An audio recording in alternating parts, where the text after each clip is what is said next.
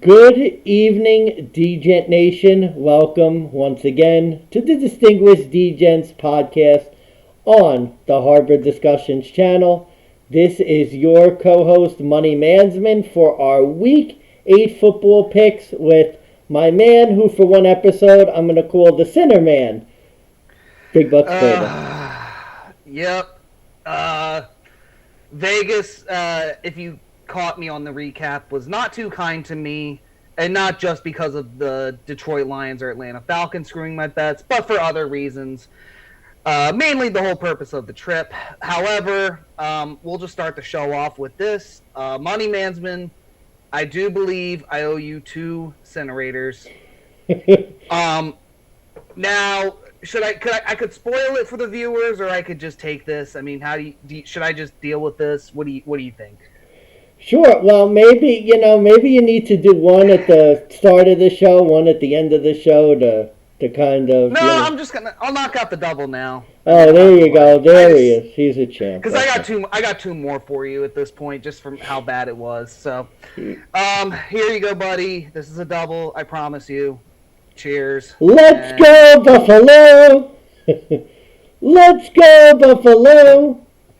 Oh, look at this guy. Oh, Jesus. Oh, the struggle. So, by the way, we did a substitute for the Cinnerator because there was no Cinnerator available. So now, show our viewers what we got cooking here. Yeah, sure. Why would you catch doves when you can catch fire? Catch some fire fucking else from Shannon Sharp, you know. Yeah, there was some fire, all right. It wasn't good fire. It was that stinky, shitty-ass fire. But I don't want to say that was the cheapest bottle I could find. I'm just saying it may or may not have been on sale. I mean, hey, man, it's supposed to not be pretty. Like, that's what you need to be better. Be better. And speaking of being better, I wanted to open the show with a special announcement. Oh. The Distinguished DeGents Twitter page. 20 followers official. Yes, sir. So we are. Now let's be fair. One of them was my fiance, who just recently reopened her Twitter and was gracious enough to bless us with her presence there. Yeah, but I think my sister's one of them too. So, but you know what? No, either way, we got to 20, man. So we're already at 20, and we actually got some new followers today. Shout out to them, and hopefully they're listening. Hopefully they'll be listening to this very soon, and they'll keep up with the page. Jason, I got to say, you've had a lot of activity recently. You've been reaching out. You've been doing some comments. Yeah. You've been getting us out there, man. I got to give you kudos. Well, thanks, man. You know, it was like with the bye week last week, it was definitely a slow sort of week for everyone involved. Like, you know, I did the little solo video, but nothing like too crazy, nothing in depth. And it just so happened today, the flurry of news has been insane today when you're looking at like the trade of Robert Quinn, with the injuries around the league, with Mac Jones being the starter. Like, there's just been a crazy amount of news today, so that's why it was just like one after the other. AJ Green, for some reason, back in the news for whatever reason. I didn't know he was still in the league. I didn't know he was still in the league, to tell you the truth. He's been in Arizona the last 2 years. Yeah, well, he's been there. I mean, he's been there. He hasn't been doing a lot, that's for sure. So, I love Green Bay. Like, this is their motto. Let's get old, washed wide receivers past their prime at a discount rate, and give them to Aaron Rodgers. The Rodgers rate, if you would. Yeah. I mean, you'd think like they would need somebody young, explosive, who could get open, but no, you know, a 33, 34-year-old guy. Like, you could try for OBJ. Why would he even go there? Like, he just came with a Super Bowl. Does he wants to not even make the playoffs? I guess not. I mean, if you want the bag, which it sounds like is part of the issue and why he didn't re-sign with the LA Rams, sounds like money could be a thing too. Considering they didn't pay Devontae, I'm sure they have a lot of money they could spare. I would have paid Devontae before I paid OBJ. Oh, no, I 100% would too. I don't disagree with that. I just... You know, that's what we call mismanagement. Yeah. Misappropriation of funds, if you would. Yeah, well, they got a tough game coming against these guys this week. So yes, they do. Got my JA-17 jersey on today. So I am representing a real Colorado sports team, the Avalanche, right here, just because they're our last center of pride next to Nikola Jokic for the Nuggets. If I put on the Russell Wilson jersey, it would have been. I would have ripped it off. I would have done something I regretted. So, but no, he's working hard, man. He's doing lifts in the airport and whatever. Yeah, he's doing high knees on the plane. Now they already went to practice.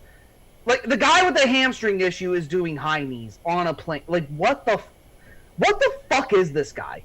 Like, why do you even promote that? Like, if you're gonna do that, just do it. Like, oh god, we're gonna get into that game. He's got Wolverine blood. Oh, we're gonna get into that game. We're gonna get into that. Yeah, let's not get too angry. But on that note, are we ready for week 8? We're back in the saddle, baby. Like, yeah, week 8. Here we go. We back. So. All right. Breaking news too. By the way, for the first game, Baltimore is traveling to Tampa Bay Thursday night. They are now going in as 1.5-point dogs. While this whole week they were favorites, they have now flipped to an underdog at plus 100 on the money line. Minus 118 for the Bucks now. Over-under still at 45.5. It looks like this may or may not have been due to Mark Andrews and Rashad Bateman not being seen at practice yesterday. I don't know if there's been any update today. I have not seen anything. I could flip a coin. I mean, we always do this. Who wants to go first? Sure. Well, why don't I go first, because the Denver game's next, and I'm very curious to hear what your thoughts are going to be about the London game this week. So yeah, I guess I'll take this one first. All right. Oh boy, yeah, this is a tough one. I have not been happy with either one of these teams. If you watched our Week 7 recap, that's something I talked about, that the Bucs, the Packers, the Ravens have been disappointing sort of teams. The trend lines are not in favor of the Bucs. They actually haven't covered 8 of their last 9 on Thursday, and they're coming off of a sort of embarrassing, pathetic loss to the Carolina Panthers, who I've said for a few weeks we're the worst team in football. The injury news, though, is big. The injury news is big, too, though, with Bateman and Andrews not practicing. Especially if, again, the question's going to be whether or not the Ravens' run game could get going, and the Bucs haven't been that great against the run.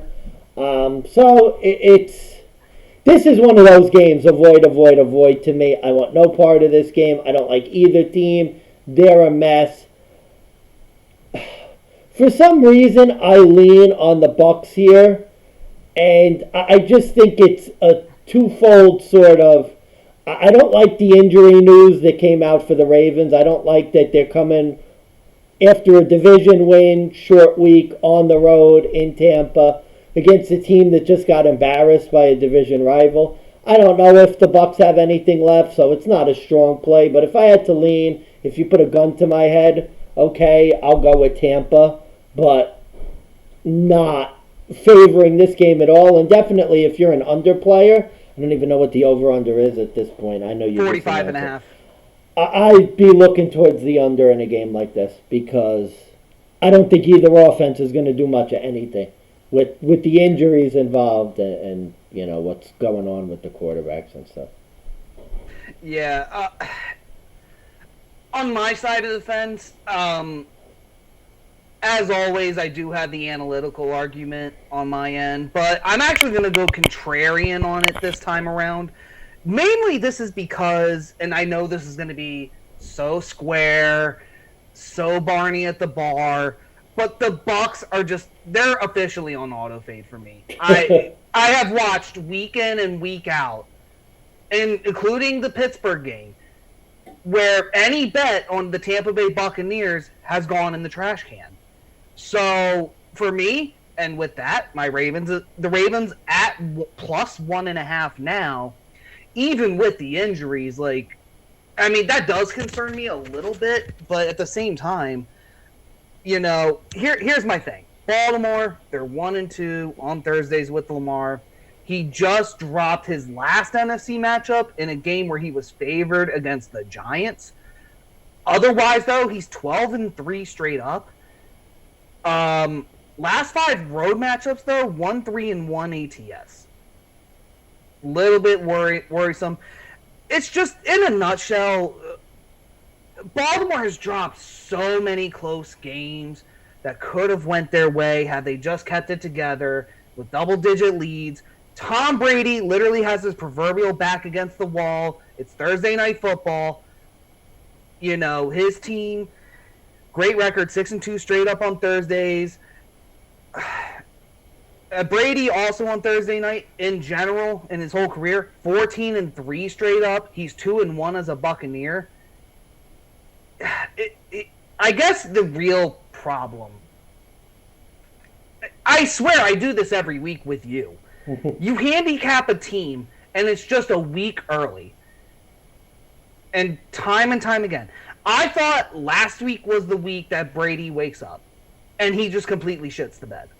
So now, with him arguably against a better team, why should I believe that this is the game he's going to wake up for? Yeah, not last week. Hard to yeah. do. And considering the Ravens barely beat a Cleveland Browns team, who was actually like a 61-yard field goal away from overtime, also a 61-yard field goal away from me hitting a bet or two. God, it's just so frustrating. No, I'm playing the under here, like you said, considering Brady has cracked more than 21 points once this year. The Bucs unders with Brady. Sorry, after a loss with Brady with the Buccaneers, he's 3-9 on the under. Ravens' last 3 NFC road matchups had them Ravens scoring less than 20 for the most part. So I know last Thursday night was ridiculously high scoring. I'm not expecting a repeat here, especially if it's going to be a lot of run game with Leonard Fournette and Gus Edwards. But honestly, dude, like between the Bucs being on auto fade and the Ravens just inconsistency, this would be like a first half play for me where I would play the Ravens first half on the spread. And now that they're a money line play, I would maybe round robin it with another one or two. Or not one or two. I would round robin it with another 2 or 3 if I was that confident. I don't even know if I'm that confident. I don't like that they just switched to an underdog. That concerns me a bit. But at this point, I can't justify myself putting money on the Bucs, even though the Ravens on the road against the NFC ATS is looking pretty rough. My last point I will say, and I literally just brought this up with the breaking news, Ravens as a road dog since 2020, 4-2 ATS. So I think that's a stat you've used in the past too. Yeah, so with the 66% chance, I mean, they're worth a shot, but I mean, 1.5 points, you might as well bet the money line. That's my opinion. Yeah, this is a money line play, but I can't justify either one of these teams. Not at all. No. Not at all. I will say they have said, and I will double check this. I saw a thing where it said Brady has not lost 3 consecutive games in 20 years. So take that for what you will. Yeah, could be the first time. Yeah.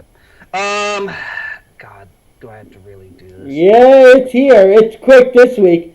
London, baby. London. God, okay.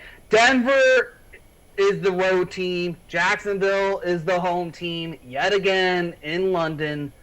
Denver is only going in as 2.5 point dogs. They're plus 112 on the money line. Jacksonville, minus 132. Over-under is at 39.5. And rightfully so, Jacksonville is getting 73% of the bets on the spread and 70% of the money. And that's a good thing. Because you know why? There are 3 teams this week on my auto-fade list. And the Denver Broncos are on that list. Do I need to say much more? How much do I have to get? How much shit do I have to break? How much shit am I going to throw and get mad about over this fucking team where there was so much hope built up? And this year they let me down, and they've left me with nothing but disappointment. This defense, though, They remind me so much of the 2015 Super Bowl era Denver Broncos. The team itself with the offense is like a discount Wish version of the 2000 Baltimore Ravens with Trent Dilfer. And for those of you who don't know, I'm from Maryland. I remember those years. I remember how much Trent Dilfer sucked ass. And he still somehow won a Super Bowl. I remember watching Peyton Manning and how bad he was in his last year. And he still won a Super Bowl. And I can tell you right now, the way this team is going, we're headed for the first-round draft pick. Oh, wait, we got rid of it. So, we're going to be left with fucking nothing. I know the rumors are swirling out there, and Jason, I told you this the Monday night game. I'm actually shocked it's taken this long, considering they were at home with the Jets with Brett Rippon, and they let him do that. Now they're saying if Hackett loses this London game, he'll be fired. I'm sitting here thinking, why didn't you just fire him in L.A.? Yeah, you could have left him on the tarmac quite a few times this year. No, they're actually saying this time around it could very well happen. Are you rooting for a loss? I mean, are you rooting for a loss to get Hackett out of there? I don't know. I haven't decided yet. Because, in a weird way, it's hard for me to root against someone losing their job. But Hackett just... the problem is we're already committed to Russell Wilson, who I do think is, for the most part, the problem. Hackett, I just don't think is ready to be a head coach yet. This just also reminds me of when we hired Josh McDaniels as a head coach. And you can just tell McDaniels was not ready to be a head coach. He was relying on bullshit tactics to get him by. And kind of the same thing. The fact that McDaniels lasted as long as he did was kind of a miracle in itself. Hackett, though, is just... I don't even know how to say that. Well, think about it. Where did Hackett come from? Where did Hackett come from? He was Aaron Rodgers' quarterback coach. Okay. How was Green Bay looking this year? Not too fucking good. So there you have it. Here's the crazy thing. In the last 3 games Denver has played, they were all so winnable. We lost 3 games by a grand total, Jason, of 13 points. Yeah, but that's a sucker stat. That's a sucker stat because you have a good defense. You're going to lose close games. We're going to lose close games because we have 0 offense. Even more shocking, though, all 5 of our losses, 23 points. 10 points with another 2 games. Our team has the offensive identity of a high school basic-ass blonde cheerleader on TikTok. And especially, too, McManus is missing kicks now. That's not good. No, it's not. Our offense is somehow worse with Justin Oughton. Now, I know you were going to ask, who the fuck is that guy? Where's Conor McGregor when you need him? He was the former tight ends coach for the Green Bay Packers. How are the tight ends doing, Jason? I don't know. Exactly. Well, I'll say this. Our rookie tight end, Dulcich, he's looking really fucking good. He's looking like a great pick. But you know who else looked like a great pick? Noah Fant. He looked really good. And then we didn't utilize him and we got rid of him. He's in Seattle with Geno Manning. Yeah, and he has a winning record. And just... why am I sitting here wishing for Pat Shurmur to come back? That's so bad. That's so bad. Yeah, I don't... Melvin Gordon's wishing that Pat Shurmur was back. Pat Shurmur was back. Well, yeah, Pat Shurmur, literally had his dick down his throat for him. Free Melvin. Here's my problem. Yeah, free Melvin. No, get rid of Melvin. Yeah, free Melvin, all right. Free him by cutting his ass. Yeah, exactly. God,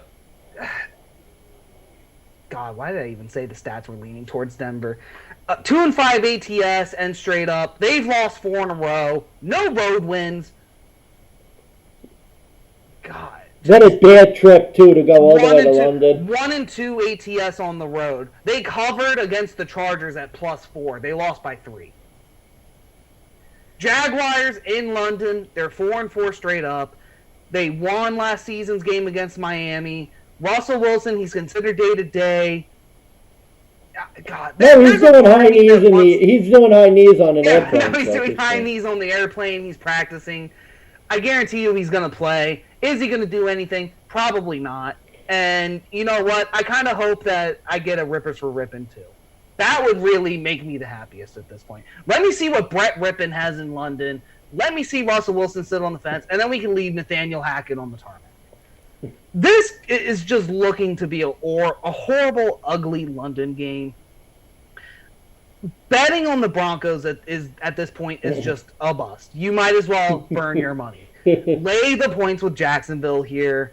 And the fact that it was -3, we're now to 2.5. Well, because Russell's going to play. Wait till Russ gets announced. It'll be -1.5. So Russell Wilson playing as a half-point difference. Like, think about that. That's it. I mean, has he been good? Has he done anything this year? Besides post videos on social media. Here's the one stat I will say out of fairness for Denver, and that is since Peyton Manning has left, so since 2016, Denver's 2-1 straight up in ATS against Jacksonville. They did lose 24-26 in the 1L as a -3 favorite. Here's the crazy thing, Jason, and this is going to be another quote-unquote breaking news. This is, from now on, any Denver game is going to be my over-under pick of the week, and I'm picking the under every week. They are tied for last in over-unders at 1-6. And until I seen any sign of Denver's offense staying consistent, hammer the under in these games because that's essentially free money. You're getting the top defense with the worst offense. That means no points for that team and no points for the other team. So hammer the under at 39.5. That is my over-under pick of the week. That's the only way I think you could play this game. And I'm done. At this point, I'm done getting too angry. Okay. Yeah, I got better things to get mad about. There's other teams that are actually worth my breath. Sure. So here's my handicap. It's simple. It's called London Jaguars. That's it. That's the handicap. Denver sucks. They haven't been good. Russell Wilson doing high knees on an airplane does not excite me at all. I think the Jags are due for a big bounce back considering they lost that heartbreaking game last week. They've been good in London the past couple of years. London Jaguars, they're used to doing this. Denver has to fly all the way out to London from, out west. Not a good trip. Denver's in shambles. I mean, they're already talking about firing Hackett. Bradley Chubb's getting traded on Tuesday if they lose. This has the makings to be a blowout. And Jacksonville, it's close. There's a couple games I like better. I was really tempted to make this a best bet because London Jaguars, I've been calling it for 3 weeks. Yeah, Jags -2.5, and I actually think this could be a blowout. This could be a blowout for the Jags. I have a feeling this could be a blowout this week. See, my thinking is that this, in a very weird way, my thinking of this game is actually where the offense shows up and they still lose. Like, they'll actually score 20 points for the first time this year. And they'll still lose because Jacksonville, just for some reason in London, for some reason they're a London team now. Yeah, they play in London every year. Big advantage. Yeah, that is key. And for the Broncos, too, Bradley Chubb getting traded, I really don't know if it would be the worst thing that happened. My problem is you just traded Von Miller, who actually wanted to stay 2 years ago. And now all of a sudden, they traded him last year. And now you're going to get rid of the other side who you actually was banking on to make up for that role. So I'm very concerned if you're going to trade Bradley Chubb. At that point, you better get a first-round pick because otherwise you're just giving him up for pennies. And you're just taking you're taking a bigger L than I think the Broncos need to. So whatever the offer is, it better be good. That's all I got to say about the Broncos because Yeah. they are fucking bombs. Speaking of bombs, here we go. Chicago traveling to the Dallas Cowboys, 9.5 point road dogs, plus 360 on the money line, minus 460 for the Dallas Cowboys. Over unders at 42.5. Currently, the money is pretty split down the middle, with Chicago with a slight edge. 54% of the bets towards Chicago, 52% of the money also on Chicago at plus 9.5. This is not my favorite game whatsoever. What's your thoughts on this? No, it's not. And this is a simple handicap for me. Definitely lean Cowboys because this is the type of team that the Cowboys just beat up on. Like Detroit last week, the Bears, especially, two really bad spot. You're coming off a big Monday Night Football win. Justin Fields, oh, he's wonderful. You have that energy and excitement because you got a big win in New England. This is not the defense that is going to be conducive for Justin Fields doing well. I see a lot of quarterback pressures, a lot of quarterback hits, a lot of potential sacks. Dallas's offense just being able, again, the Dallas offense doesn't even need to do that much. Same real handicap as last week. They really just need to go and sort of be steady, not turn the ball over, and I'll leave it with this. Like I said, I'm not going to drone on and on about this game. I don't really like it. 1 point. Chicago's defense, okay, they look good against New England. Is Chicago suddenly like a good team where they're going to go and they're going to hang tough with the Cowboys? No. I think what's more likely going to happen, Fields will have a couple turnovers. Dallas will win by, 2 touchdowns plus. So that's my handicap, simple to the point. Here's my thoughts about this game. What the hell did Dak Prescott do last week against the worst defense in the league to make me think he's going to lay 9.5 at home? That's a Barney handicap. On the other hand, though, it's the fucking Bears. It's the fucking Bears. Oh, okay. Like, they seem to be the redheaded stepchild of the NFL. Like, left to be abused and forgotten. What do, though? They fight back, and they beat the fuck out of Bill Belichick and the Patriots on Monday Night Football. They're not known to stack wins, though. 2-6 straight up in ATS after a win since last season. 0-2 this season after a win. My concern is that Dallas historically has struggled against the Bears. They're 2-4 straight up in their last 6 going back to 2010. They won their last home matchup in 2016. They lost in 2019, though, at Chicago, which was the last matchup they had. I like the idea of fading the Bears, kind of like what you said, more than I like fading the Cowboys here. Considering Dallas's defense is still very good, very stellar. My problem is I watched Dak Prescott against Detroit, and it just really seemed like a suck out. It seemed like a Jared Goff special, gave the game away. Dak really didn't do anything to impress me. I get that he's coming back, and he's getting 2 of the best games to come back to off an injury.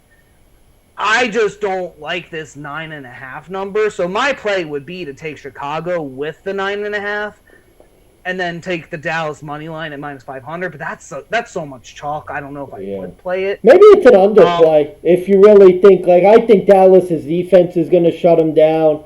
Maybe Dak, they just run the ball a lot, trying. Although Chicago was good against the run, so I mean. Yeah, no, you're absolutely right. And Dallas is 2-5 under this year. I don't see them pulling a New England and laying down for the Bears to rush 250 yards on them. Chicago, they're 3-4 under this year as well. And you actually read my mind. The play here for this game is again the under with the 43, which normally for 3 games in a row for us to sit here and say the under is the play.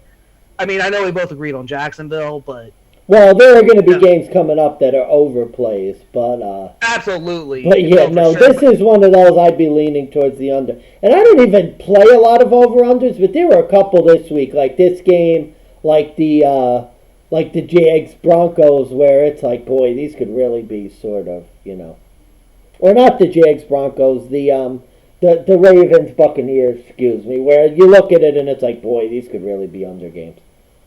Yeah, and not to mention too, like kind of like you said, this could be very defensive, or this could just be Dallas shuts down Chicago, and Chicago is just given a reminder of who they really are. On the other hand, though, like it's Dallas, they're at home. We've seen this game. What was it, 2 years ago against Denver, where they were a big favorite at home against considerably a shitty team, and then Denver just goes in and No, like, because I predicted that was going to be a letdown spot and was 100% correct, if you remember. I picked Denver, and you thought I was the biggest idiot on the planet, and I told you Denver's going to win this game outright, and they did. This is not the reason why Dallas can't have a letdown spot. Giants 6-1, Eagles 6-0 or 7-0. Yeah, I don't think this is the letdown spot yet. No, you can't have a letdown spot when you're in third place in your division. You can't lose a game to the Bears at home if you're going to compete for NFC East Championship.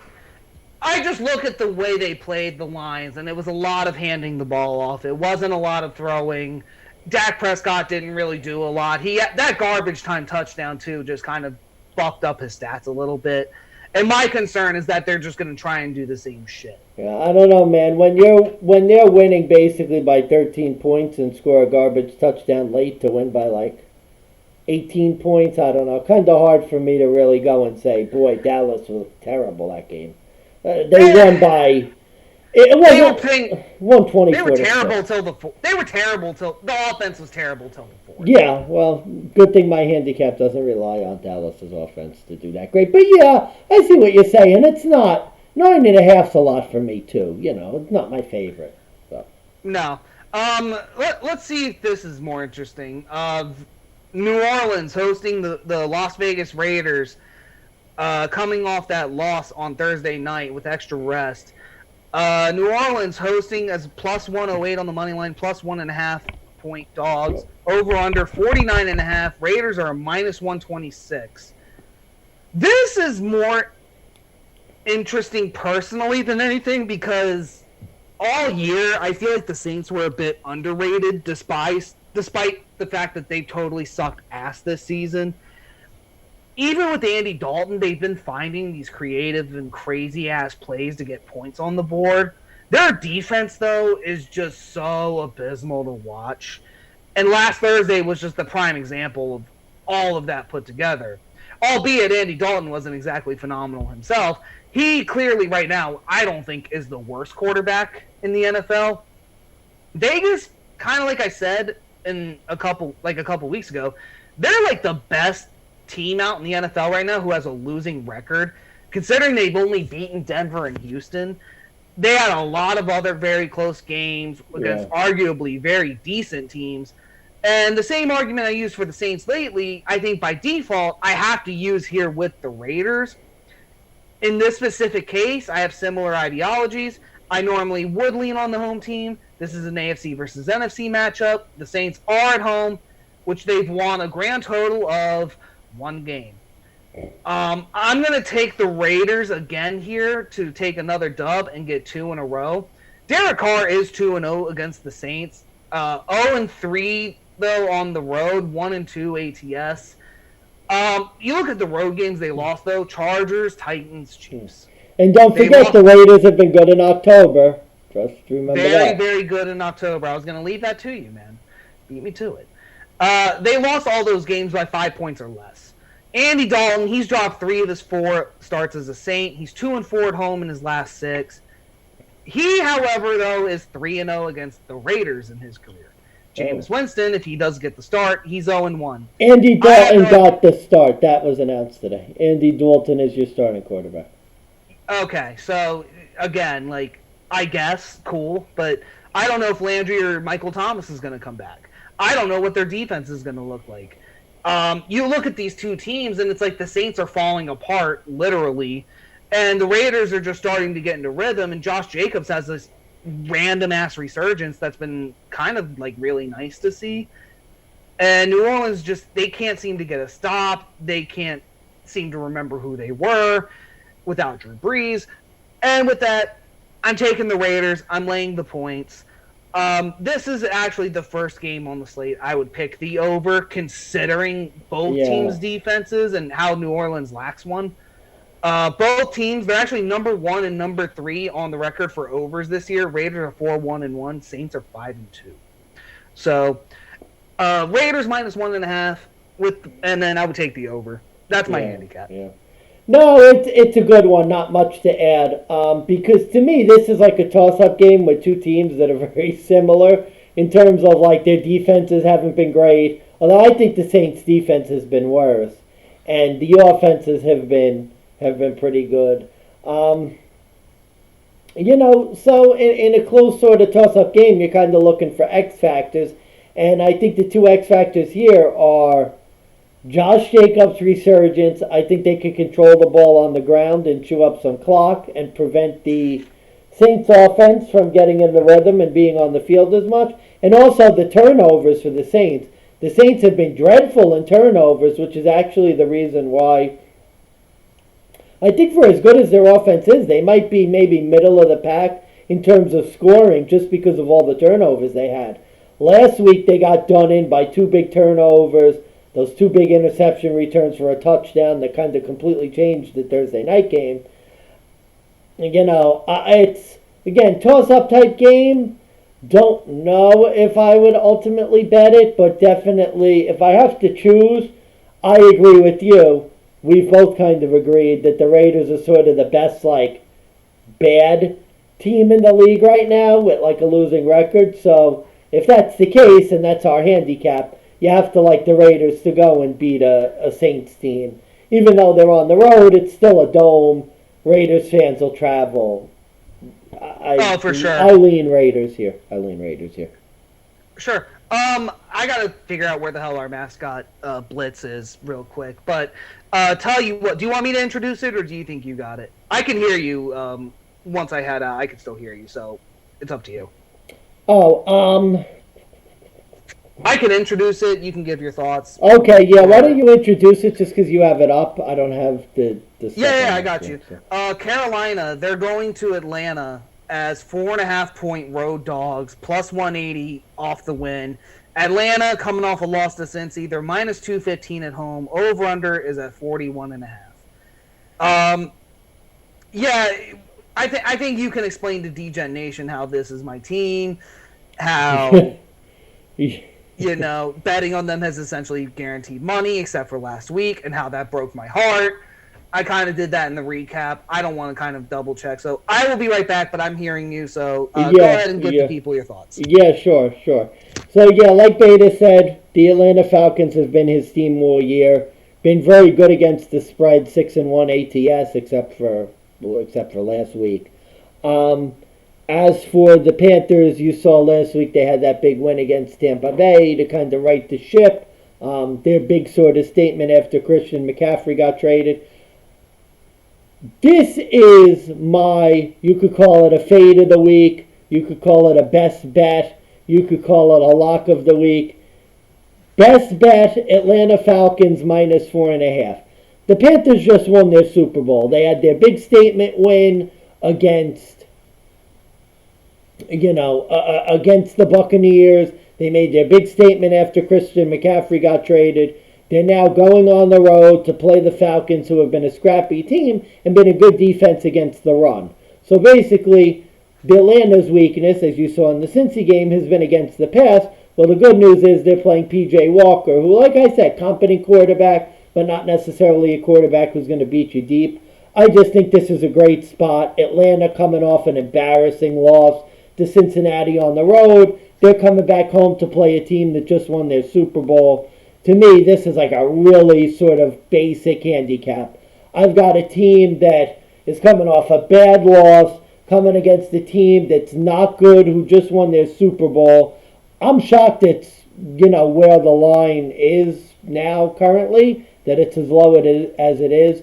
So best bet will be for Money Mansman this week. And again, I like the London Jaguars. There's a couple other games on this card I really like, but definitely going to go with the Atlanta Falcons here as my best bet. Gotcha. Oh boy. Let me just grab some fire. I'm just gonna grab some fire now. We're gonna get this over with. We're gonna call this the interest shot for the fact that I had to make you wait 2 weeks for this. So, cheers, buddy. Flanger. Dog of the week. Oh no, you didn't! Are you out of your mind? This is. I don't even speak.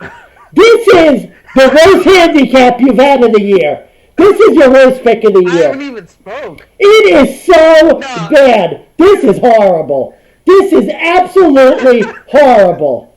Oh my God, I can't believe that. This is your dog of the week? Now, I'll be fair. I would have made it Baltimore had I known that they were going to be a dog at this point, but they weren't. So when I was handicapping this, there really weren't a lot that I liked. So I kind of just had to, and even on the money line, there really wasn't a lot that I liked. So this is one of them. I asked myself, could I see this team winning? And this was one of the few that I was like, I could actually kind of see it. And I'll explain why. And again, you're probably going to give me shit. It's whatever. I know I just shocked the shit out of you. This is double Cinnerator again. I mean, that's best bet against dog of the week again. God, I don't think I'm confident enough to do that. Okay, we'll be nice. Single Cinnerator or single fire. No, I'll be fair. It's your dog of the week! It's your dog of the week! First off, Atlanta's your team. That's issue one. Second of all, okay, I gotta let you talk. How do you justify a team coming off its Super Bowl being a dog of the week the next week on the road? Because I don't see this as the Panthers Super Bowl. I see this as they're finally rebuilding and they actually can get together and actually function as a team. They don't have to worry about Baker Mayfield. They don't have to worry about feeding Christian McCaffrey. They don't have to worry about Matt Rule's dumbass. They could just go and do their thing. That's a bullshit reasoning, but I'll get into some of the stats that kind of help me justify this. Atlanta, we get it. They're 6-1 ATS. Look at the games as a whole, and here's what I see. Number one, they were an underdog in all of those games. All of a sudden now, they're 4.5-point home favorites. Now, 2.5, 1.5 against Carolina, I'm definitely thinking twice. Number two of those wins were complete backdoor covers against the Rams and the Bucks. There may have been a third one, I don't really recall, but I just remember that they were getting their asses kicked for the most part for the entirety of a game, and then all of a sudden they came back out of nowhere. Number two, say what you will about this guy, but PJ Walker, you brought this up, and I gave you shit for this. And then I saw the Rams game, and he got hurt, and I had to see another guy come in, and I saw that they lost that game. Then I see him against Tom Brady, and kind of like you said, the dude's a fucking winner. He's 3-1 as a starter. And really what's evident is that PJ Walker is a better leader and quarterback for the Panthers than anyone else that they've had as of late, including Cam Newton. He just kind of fell apart in his age. Number three, the Panthers, this year, they're 2-0 straight up in ATS in their division matchups. Atlanta, 0-2 straight up. They let the Saints come back and beat them week 1, and they almost came back from behind in the Bucks. As I mentioned earlier, backdoor cover. Number 4, in Tampa, in New Orleans, right? Maybe it was in Atlanta game 1. I'll give you that. In New Orleans, at Atlanta. Number 4, Panthers have won their last 2 games in Atlanta as a road underdog. Now, in Atlanta's defense, and to give you some credit as to your rage, Atlanta's 2-1 straight up, 3-0 ATS this year at home, 8-4 ATS after a loss this season. Carolina only 2-4 ATS after a win since both stats are from last season. I know this seems so unlikely. I've seen weirder things. I think betting on Atlanta to win a game literally is a toss-up.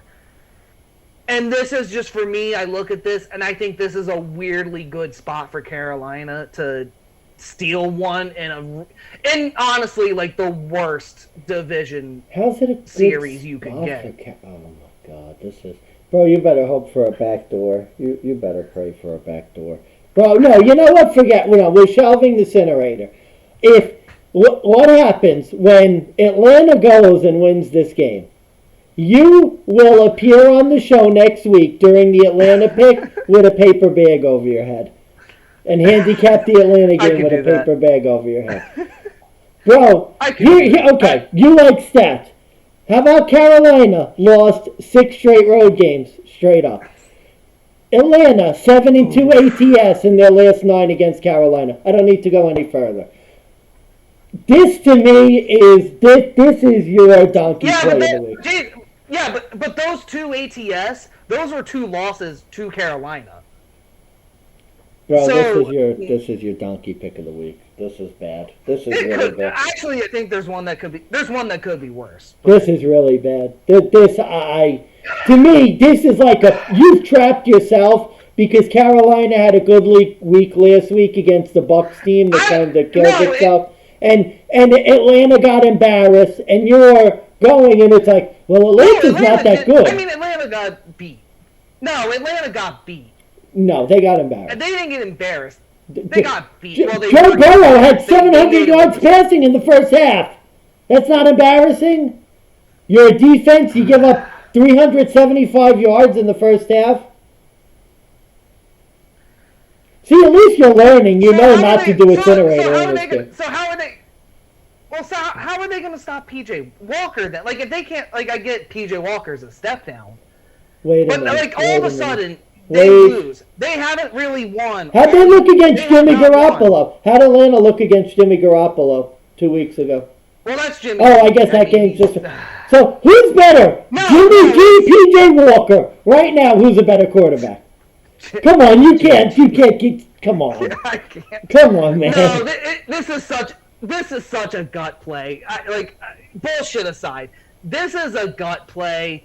This is me wondering if Atlanta is starting to show its true colors. Is the ATS... And my thing, too, and again, like, I fell for it last week. Not that Atlanta, I think, necessarily sucks ass. It's just, like, they haven't been as good as they look on paper, if you ask me. They've been mildly inconsistent. And it just seems like, to me, that, like, the higher level competition, they can barely keep up with. Even the middle range competition with the Rams and the Bucs, they can barely keep up with. But all of a sudden, randomly, you show up against the 49ers. You let the Saints come back and win. You go and you beat Cleveland. Like, so where would you... Your power rankings. Where's Carolina on your power rankings?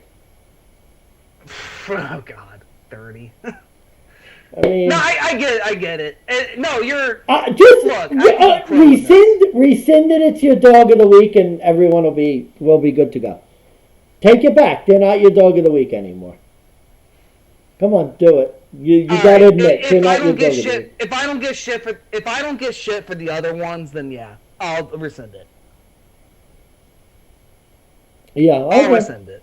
Okay, yeah. I'll rescind it for now, but... Yeah, I mean, I give you, like, you're right. There aren't a lot of underdogs that I really like on this card either, which is a bit concerning just because it seems like every game is... Well, no, actually, I have a few underdogs coming, so, okay. I have a few, but, I have a few... There's a good number of ATS dogs. It's just moneyline dogs. They're just... Like, spoiler alert for everybody. There hasn't been too many that I like. This is one of those spots where I'm just like, this could actually happen. And nobody would expect it. But I think actually, we'll go into the next game. We'll get into the next game because I actually believe more people would see it in this game than mine, but I'll get your thoughts. Pittsburgh, coming off another embarrassing loss to Miami, travels to the Philadelphia Eagles, coming off the bye week, as 10.5-point dogs. Plus 410 is on the money line. Minus 550 for the Eagles. The over-under is at 43.5. Okay. I went into this little bit of a rant on the recap video for Week 7. I'll give you a brief summation. We need to hop off Kenny Pickett's proverbial crotch. The guy, he's not a fucking winner. He might not even be that good. He has 2 touchdowns, 7 interceptions in 4 games. Oh, Big Boy Big, the 3 interceptions wasn't his fault. Okay, so let's take away 2. 2 touchdowns, 5 interceptions in 4 games. And this guy's a starter? Like, you don't beat the Buccaneers? Mitchell Trubisky has to come in and get the job done for you. Well, Kenny because you Pickett got literally hurt. couldn't fucking do that. Well, he got hurt. I mean, Good. He should stay on the bench. And I know. Now I know. Matt Canada, their offensive coordinator, he sucks ass. His play calling's terrible. How many drives last week, Jason, did the Steelers have a chance to win the game against Miami by getting just 1 touchdown? Quite a few. I'll answer that for you, Jason. 7. Was He it had really that 7 many? drives, Jesus Christ. an entire half of football. Because the Dolphins didn't do a thing either. There was an entire half where they had more time of possession. They had, actually that was it. They had more time of possession. They fucking didn't have as many penalties. Red zone trips, interception in the end zone. Yeah. Now, did the Dolphins do exactly anything to help their case? Not really. We can get to them later, though. Oh yeah, we'll get to that. Now you're going up against Philadelphia, the best NFC team this season. The 10.5 is insane. It's not that surprising. The Steelers have covered their last 2 games, but they're 2-2 on the road ATS. I just personally can't imagine that the Steelers, I don't know what they're going to be able to do against this Eagles defense. My concern is that the Eagles are just a team. They show up, they lay the hammer down, they get to the halftime, and then they show up and game manage for the rest of the second half. And is this going to be a situation where the Eagles let off the gas pedal a little too early, and then the Steelers get a backdoor cover? Philly has won and covered their last 2 matchups at home. My concern, the Eagles are coming off the bye. 1-3 straight up, 0-3-1 ATS since 2018. At 10.5, I know this is high. I would rather lay it with Philly on a personal level. I just think that the minute I have a $100 bill in my hand and I have to put it on one or the other, I'm taking the points with Pittsburgh. I don't think they're even going to come close to winning. I think it's ridiculous to even consider betting this game one way or the other. But my handicap for this would be to take the points with Pittsburgh. Philly's going to win this. As far as over-unders go, Pittsburgh, they're 2-5 under this season. The last 3 have gone under in a row. Like I said, I don't know what they're going to do against this Philadelphia team. I don't know what's going to happen in the second half. I'm going to take the under 44.5 here, at least as far as that. Oh, sorry, now it's 43.5. I'm still going to take it. I don't give a shit. Fuck them. Yeah, I actually agree with your handicap a lot. It's tough. The Eagles, I think favorites have won in the Eagles game the last 10 times there's been a game. And the Eagles are the best team in the NFC. Been saying it for weeks now. Obviously, they're the only undefeated team left in football.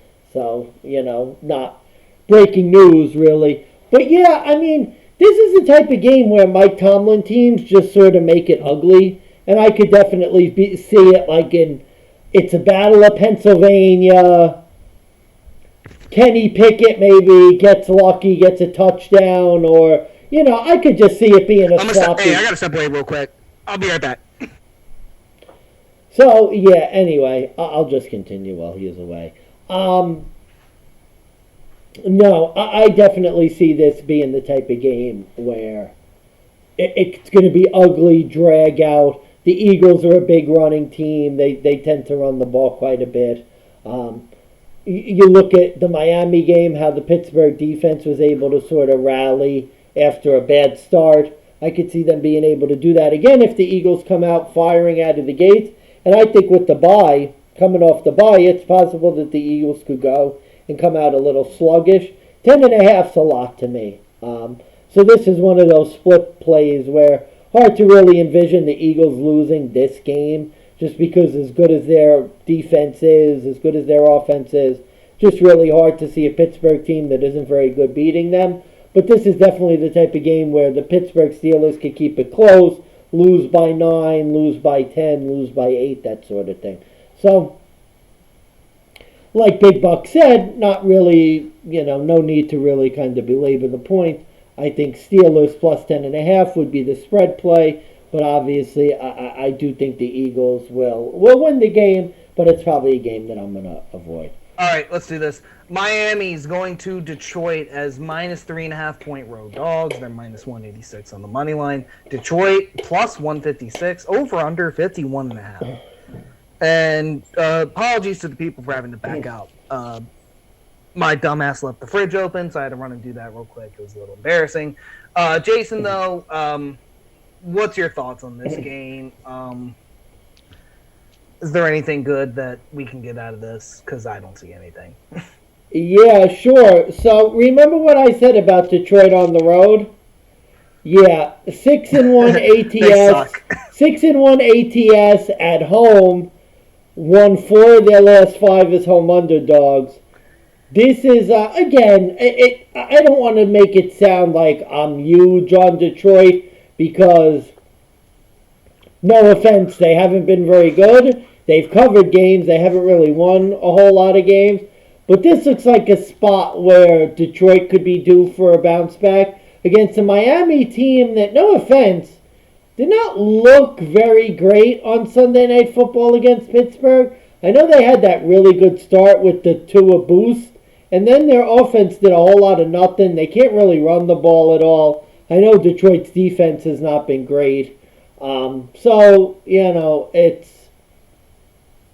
If Amon-Ra St. Brown is back, I think Detroit's offense gets a boost. I don't know what the status of Swift is, but I could definitely see Detroit better at home. They play close at home. I think it's 3.5 still, so Detroit 3.5, but it's close. I guess with the dogs, I was really between this pick and another pick as my dog of the week, because I'm not real confident about dog of the week either.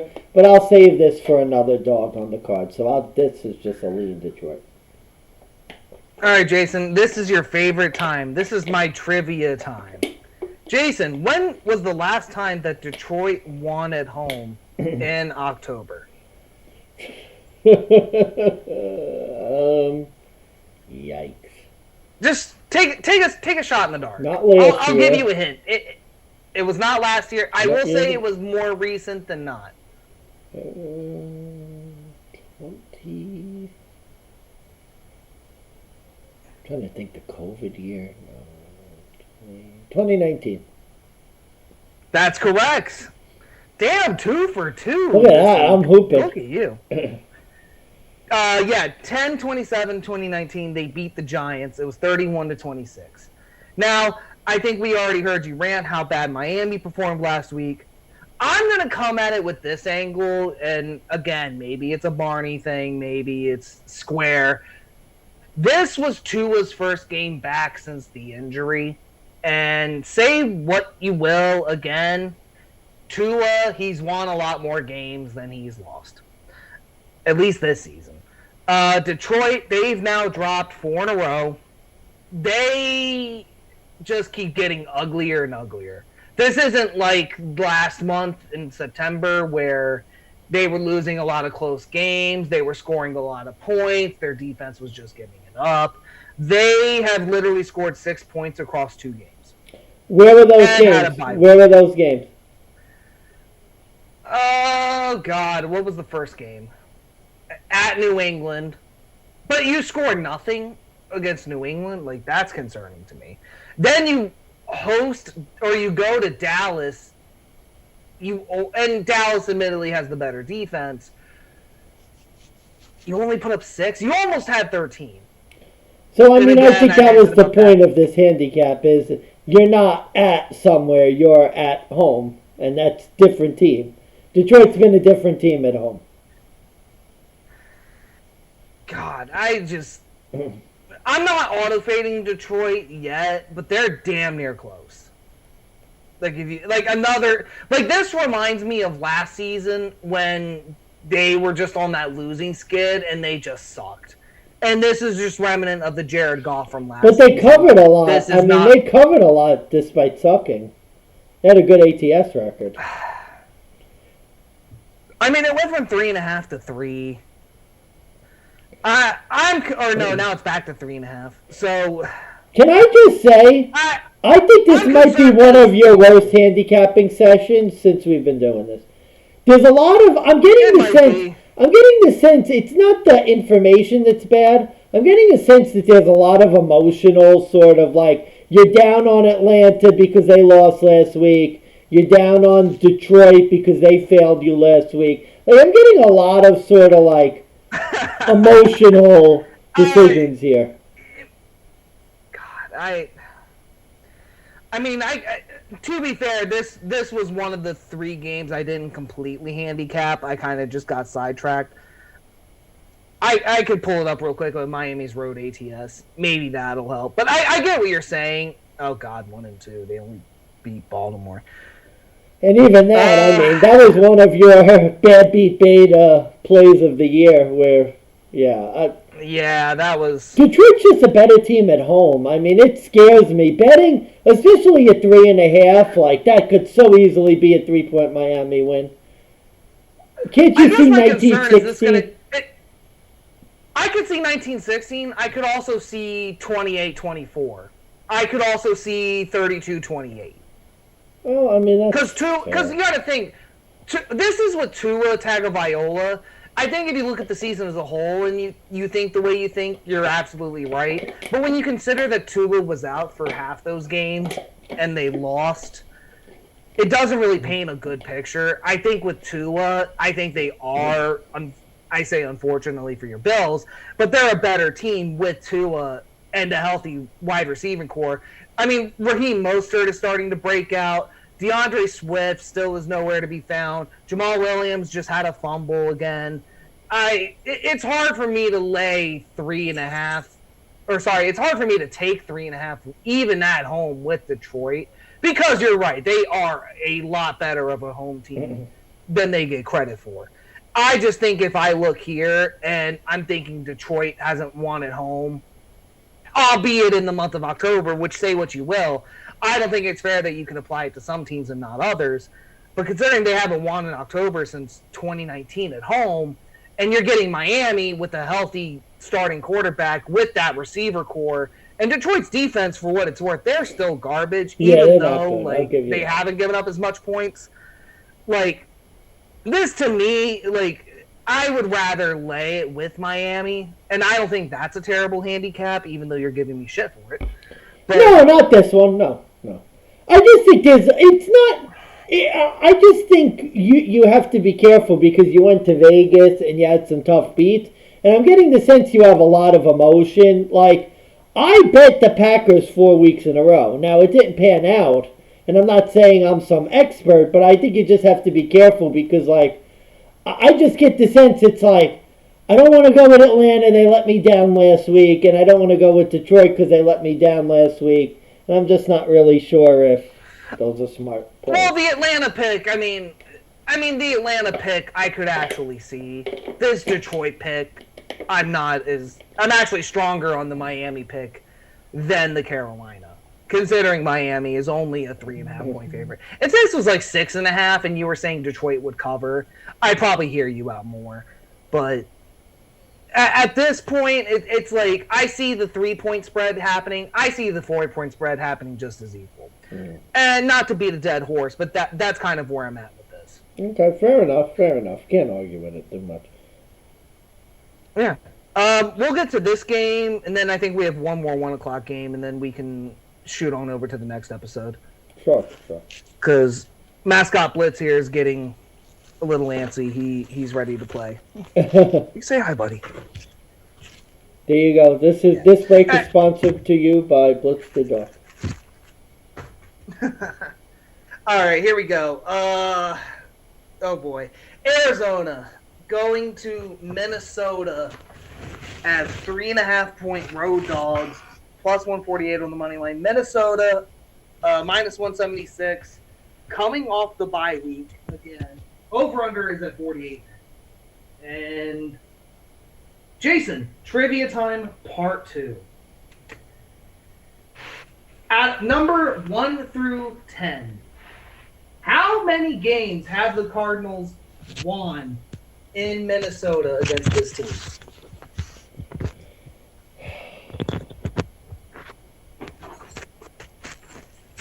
I think they won last year. They won last year. Yeah, they did. Incorrect. Oh, are you sure? They lost 34-33? Okay. In Minnesota. That's the key. Oh, it was in Arizona last year. I forgot. Not many, I would imagine. Okay. Okay, I'll make it easier. 1 through 8. How many games of... In the entire NFL career, how many games have Arizona won in Minnesota? 2. Double it. 4. 4? Oh, so not hard. Now, okay. Now here's the hard one.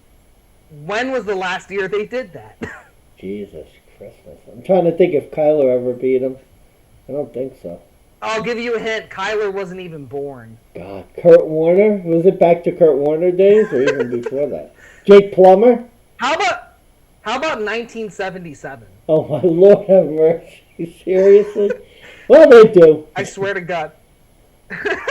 Minnesota has won 9 in a row at home against the Cardinals, going all the way back to 1991.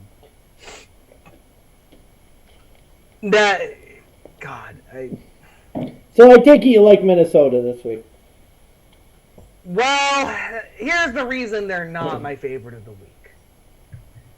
Because this was damn near close to my best bet. Minnesota is coming off the bye. Which, Jason, I don't know if you know this at the top of your head. This won't be a trivia question. How bad or how good is Minnesota off the bye?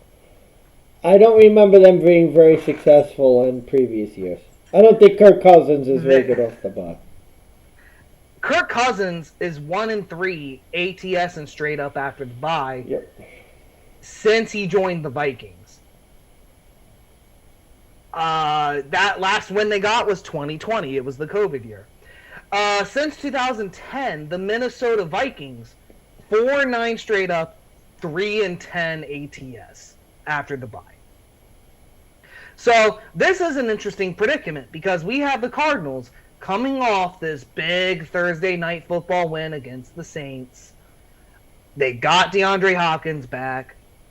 And after a win, this team is essentially a little bit better than a coin toss. They're 11-10 straight up in ATS after a win since 2020. Arizona, though, is in an interesting spot as a road dog where they, since 2020 as well, they have been 10-3 ATS. Yeah, you got my stat. Yep. 8 of their last 9. Minnesota 9-5 straight up, only 4-10 ATS as a home favorite. So this is like, if you ask yourself how you want to play this, you'll get your answer. If you want to play the money line, I would say play Minnesota, not just off the stats too, but I think Minnesota, their offense alone could tear up the Arizona Cardinals defense. I don't think Arizona is that good this year, despite me losing a case over it at some point. I don't believe... It's not over yet. They could still get 10 wins. They could still get 10 wins. They could. This is another weird game where, like, I found myself taking Arizona on the cover at 3.5. I think if it goes literally any lower, I switch it to Minnesota, but at 3.5, I'll take Arizona to cover, but I think Minnesota does win this one outright. This game could be very much back and forth. This game actually really concerns me. I think this could be the upset of the week as far as teams go.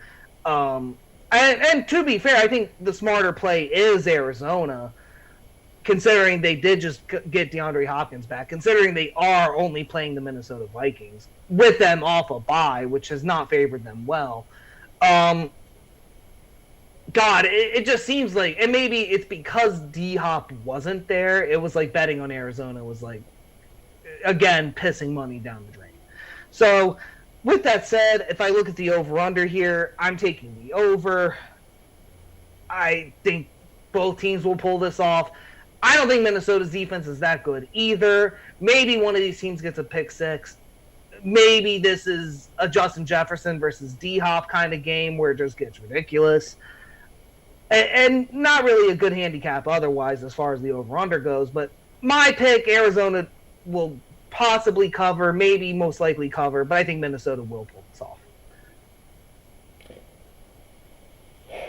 Yeah, this is my, and again, there won't be any fanfare over this, my dog by default of the week.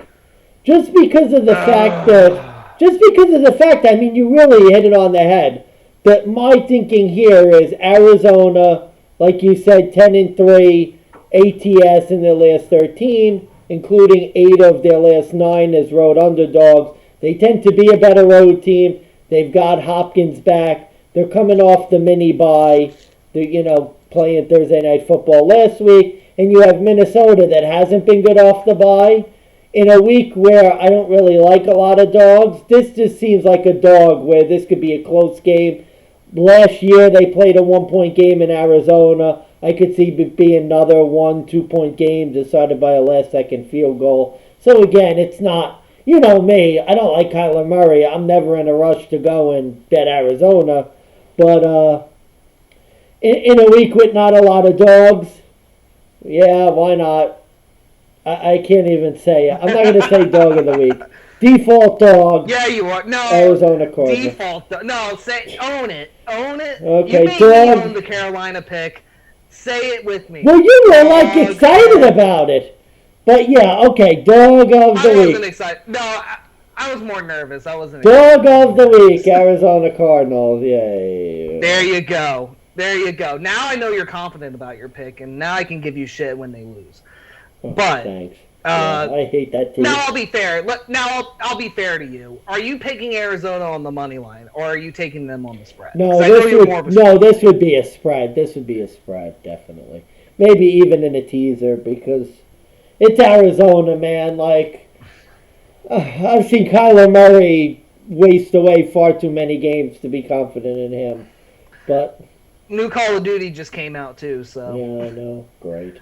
And maybe him and D-Hop can get a couple Warzone wins. Yeah, there you go. He needs a couple Warzone wins, build that team camaraderie. You know how it is. Okay. Let's get to this last 1 o'clock game, and then we'll end this video. We'll jump into the rest of the games for the week. Or do you want to keep going? It's up to you. No, we should definitely take a little bit of a break after this, and then come back with the remaining games.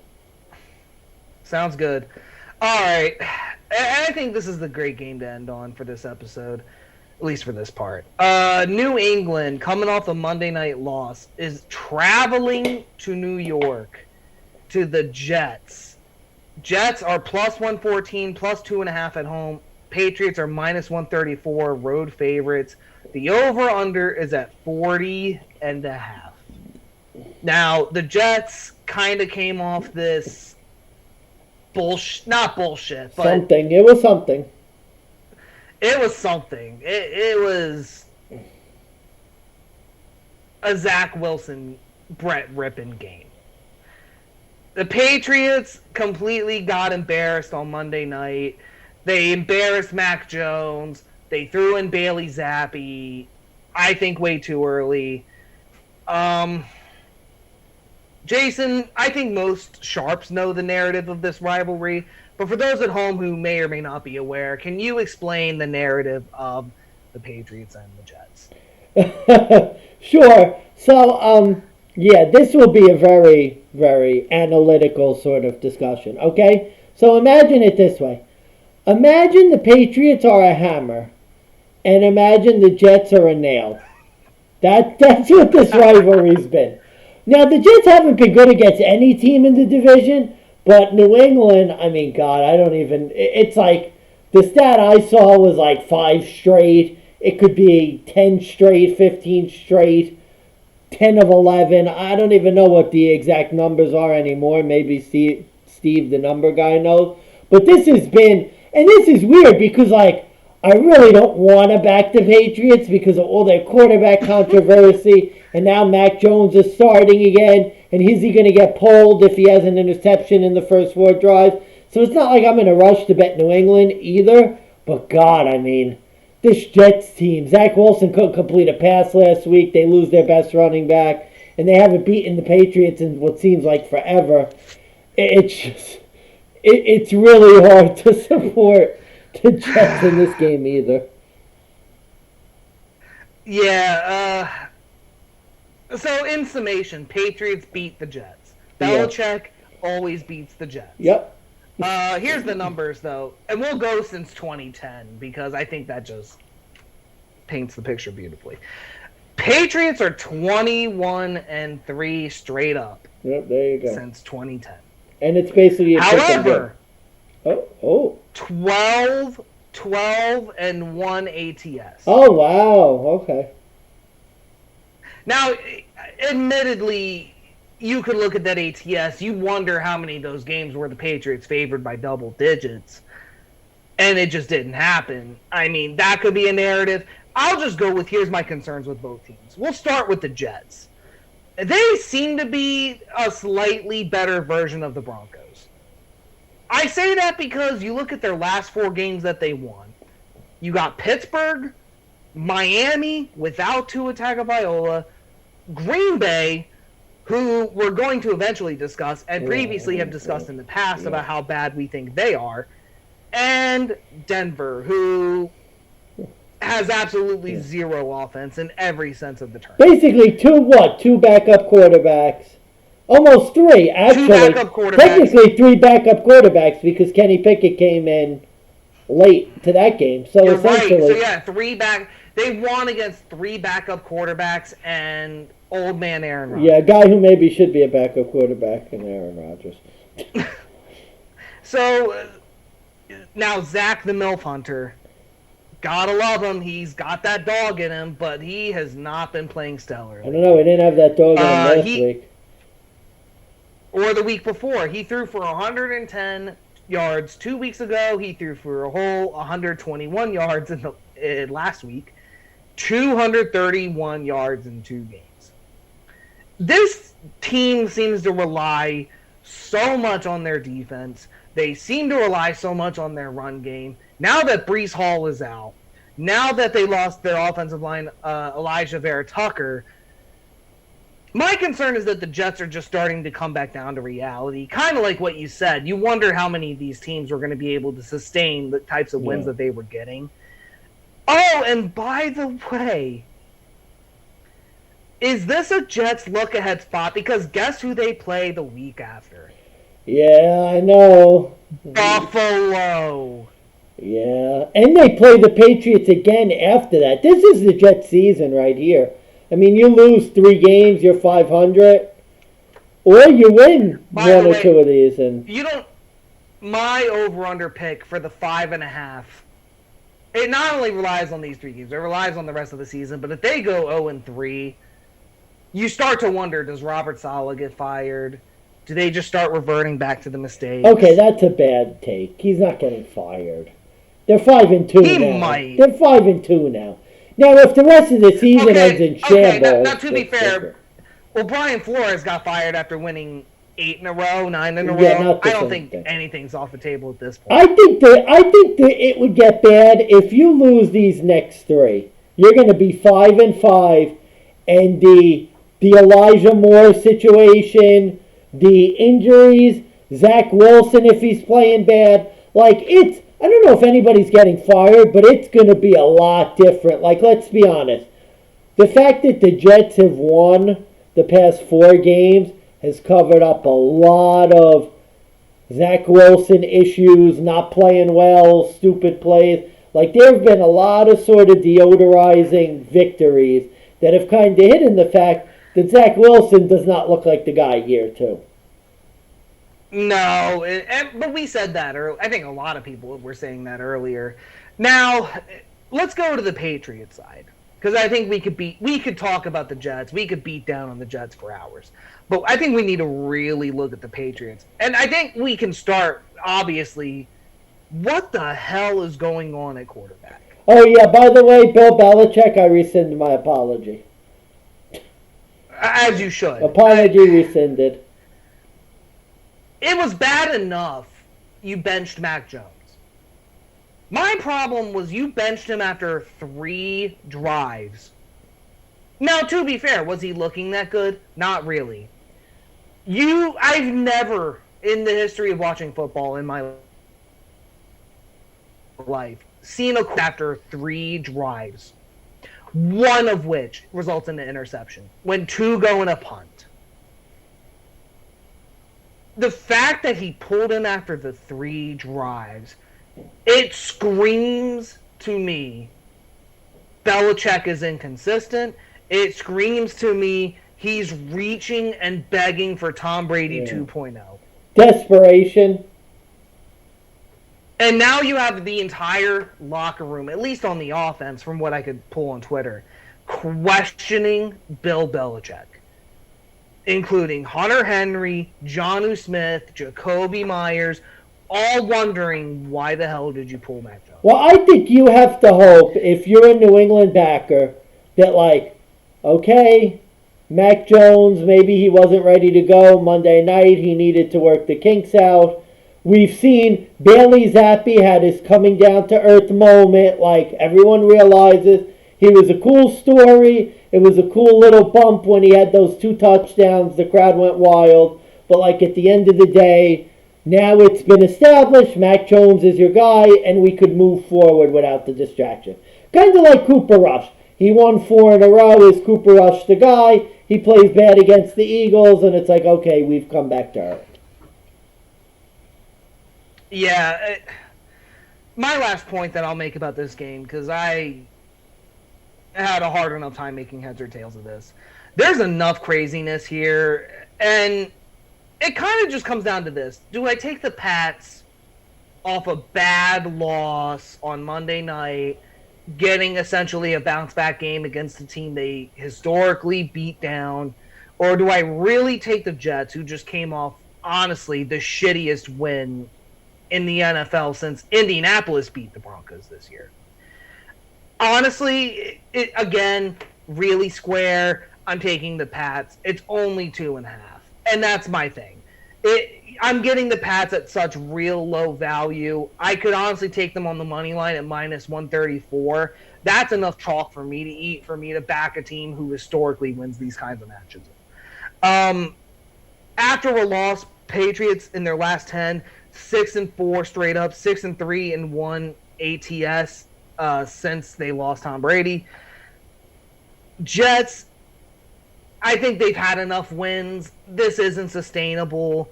They've only scored more than 17 points twice this season. They've only scored more than 17 twice since 2017 against the Patriots.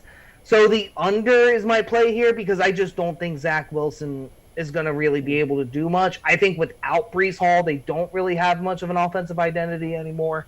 So that scares me, though. The under would be the player. That under scares me just because Zach Wilson turnovers. He could very easily turn the ball over a couple times against this Patriots team. I don't see this Patriots team going 40-3, 45-7. I see this being 33-10, which is still over. And that's giving the Jets a touchdown. I don't even know if the Jets will score a touchdown this week. Well, especially New England got embarrassed last week. This could be the win one for Mac game, too. You never know. Well, it very well could. And that's my thinking. This is going to be a win one for Mac. Get Bill that dub he should have got last week. Embarrass the Jets. Call it a day. You might be convincing me to jump back on the Patriots bandwagon. I haven't decided yet, but maybe. So, did you even have a pick for this game, or? No, I like I said, I think the lean is the Patriots. You can't. They've won so many times against this Jets team, and I don't know if You're not. It's not sustainable to win the way the Jets are winning. Like, say what you will, the Giants have been like an underdog, fluky story, and they have a lot of injuries. But you know what? At least they're getting enough quarterback play to succeed. When you look at the Jets, they're basically winning in spite of their quarterback. And they've just played against three sort of backup quarterbacks, bad teams. Now, don't get me wrong. You beat who's on your Well, there's schedule. no sort of. Oh, go ahead. Go ahead. There was no sort of. They beat two backups. Oh, yeah. Technically three, but the Yeah. third one is the starter now. And look, you like I was gonna say, you beat who's on your schedule. So no taking anything against them. Like those are games maybe the Jets lose in the past. They've won. All credit to them. But at the same time, if Zach Wilson's going to continue to throw for 150 yards a game, and the Jets are just going to kind of expect that their defense is going to be able to go out there for 40 minutes and hold teams to 10 points every week, I just don't think that's a consistent way to win games. And that's why. Not at all. Yeah, that's why. Can't go with the. No. I have to go with New England in that game. Sure. So we'll end the video on this. Let's go through real quick, and because there was a lot of games we talked about. Let's just see if there's anything we liked. I already know Baltimore and Tampa. We differed. I picked Baltimore. You went with Tampa. We were both on the side of Denver and Jacksonville. Yeah. I think we both like Jacksonville here. I think Nathaniel Hackett has coached his last game.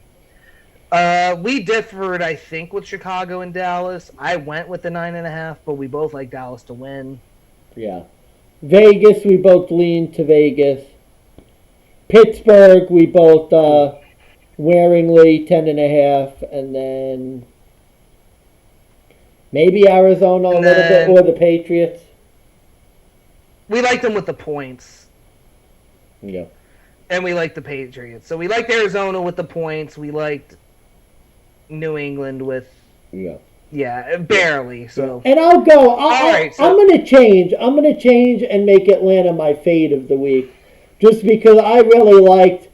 It's kind of. I mean, that could be my quote unquote best bet fade of the week. I'll go with like a favorite of the week, I guess, instead. So just in the 1 o'clock hour, my dog of the week. You're gonna fade a dog who's getting only 39% of the money. That's Atlanta just got embarrassed, and Carolina's coming off their biggest win of the season. So I think that's might as well be your best bet then. I mean, well, the problem is I like another favorite, and it can't be my fade. So that's why Atlanta is going to be my fade of the week. You know what? If comment in the video if you don't like the fact that I made Atlanta the fade of the week. You could let me know if that was bad.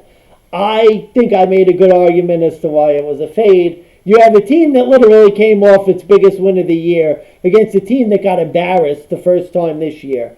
To me, that's a great fade, but, whatever. And then dog of the week, Arizona. So those are 2 locks. I still have one more in the second half of the video. I still have 2 locks as well. We'll get into the last 6 games for Week 8 on the next episode.